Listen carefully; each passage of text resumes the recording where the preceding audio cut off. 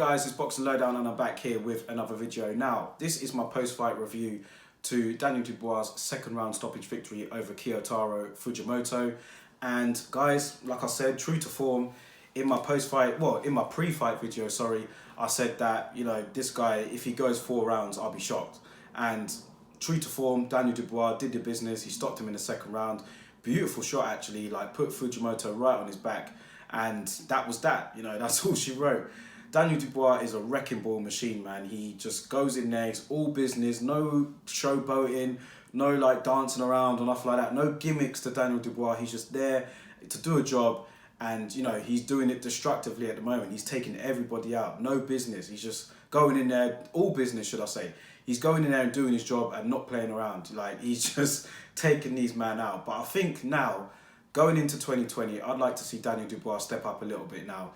Nathan Gorman was supposed to be the step-up fight that we believed it might be. However, Daniel Dubois disposed of Gorman as well. So he's clearly above the level that he's fighting at right now. The good thing is, for 2020, I think that he will be pushed along. I think that he will manage to fight some of these guys that are higher up now. We're hearing the likes of Joe Joyce, should he come through his European title fight in January, I believe it is, then maybe him and Daniel Dubois would fight later on down the line. And that is something that I'm all in for. I really would love to see that. It's a British showdown, 2 Brits going at it. Joe Joyce has ambitions of his own, and he'll be going in there wanting to win. Like, he's not going to be going in there to survive. He'll be going in there looking to press the issue and impose himself on Daniel Dubois. And I think that the clash of styles that these two have as well would make for a really good fight. So I'm hoping that we get to see it. I think that that would be a tremendous fight. And yeah, I think that hopefully, should Joe Joyce come through his fight in January for the European title, then we can see that maybe in the summer or something, because both camps seem to be up for it. And I mean, Frank Warren does promote both of them, but Sam Jones represents Joe Joyce, and he's been tweeting and talking, saying that he's up for this fight to happen. Daniel Dubois is definitely up for this fight to happen as well. And I think that this is a good, logical step for Daniel Dubois to take if he's really going to make his, you know, his aims and predictions of challenging for a world title, or at least be in contention by the end of next year. You know, that's the sort of talk that the Dubois camp are coming with. So in order for him to do that, he's going to have to go up against the likes of Joe Joyce's now and step it up a little bit, because the heavyweight division, it has loads of contenders in there, loads of people that are pushing themselves for a title shot. I mean, look at the division right now. I mean, you've got the top 3 in Wilder, Fury and Joshua. Then you've got Dylan White, Andy Ruiz. You've got the likes of Povetkin, Luis Ortiz still in there. You've got Hrgovic in there, Joseph Parker.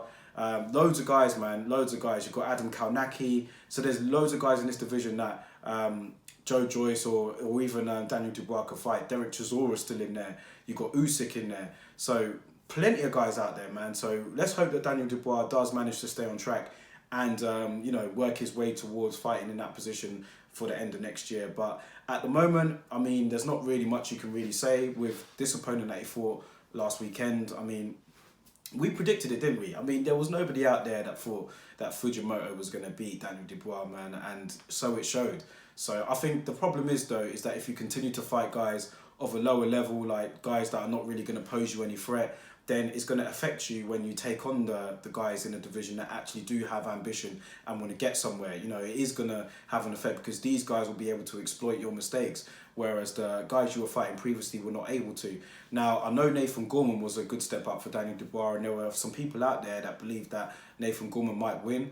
That was the kind of fight where, you know, Daniel Dubois, that's his best victory so far for sure. And he went out there and he was all business in that. So yeah, I think Daniel Dubois next year will be fighting some step-up opponents now, and I'm looking forward to seeing it, because he's not the perfect fighter, as some people are making him out to be. I mean, he does have his weaknesses. For example, like the left hook that he throws can be a little bit wide sometimes, and he was caught by the Ghanaian opponent. I can't remember his name now, but he was caught a couple of times from him. And yeah, I mean, there are going to be other heavyweights out there that are going to be able to catch you, and it's how you deal with it. So while I say that Daniel Dubois should definitely step up the level in competition now, there's no need for him to completely rush himself when you look at his age and you look at his campaign for every belt and so on. So the European title next is a good way for him to go. And if Joe Joyce can pick up that belt earlier next year, then we're set for a big summer, man. And I think that's a great heavyweight title fight for sure. So let me know your thoughts about it anyway on Daniel Dubois and what you'd like to see him do next. Do you agree with me that he should continue to go down his traditional route that he's looking to do? And, you know, just take it easy with regards to fighting his opponents and hopefully stepping up gradually, not making too much of a high step up, but gradually. I think it's time now for Dubois to do that. But yeah, interested to hear you guys' thoughts and opinions. Drop them in the comment section below. I'll always reply to your comments if and when I can. I do that as much as I can on this channel. So just let me know your thoughts and opinions, man, and where you'd like to see Daniel Dubois this time next year, if you think he'll be ready for a title shot against one of the top guys. So drop them in the comment section below. Quick thought about the undercard as well. I thought Liam Williams looked really good, winning in 5 rounds, and I thought Sonny Edwards again impressed. I'm looking forward to seeing these guys, you know, make moves again next year. Liam Williams, he's really come on for me since, you know, he lost to Liam Smith, and I think he's doing very well at middleweight, and I like to see him put in with some of these guys now, man. He called out Chris Eubank Jr. I don't think Eubank Jr. will fight him anytime soon. He's more looking at towards Jamal Charlo and probably looking at that fight for next year. But Liam Williams' name definitely deserves to be up in the mix, man. I think he's come back brilliantly, and he's looking very good since he's been at the Ingle Gym. So yeah, drop your thoughts in the comment section below, guys. Let me know what you think about the show and your thoughts for next year for these fighters. Catch you all on the next one.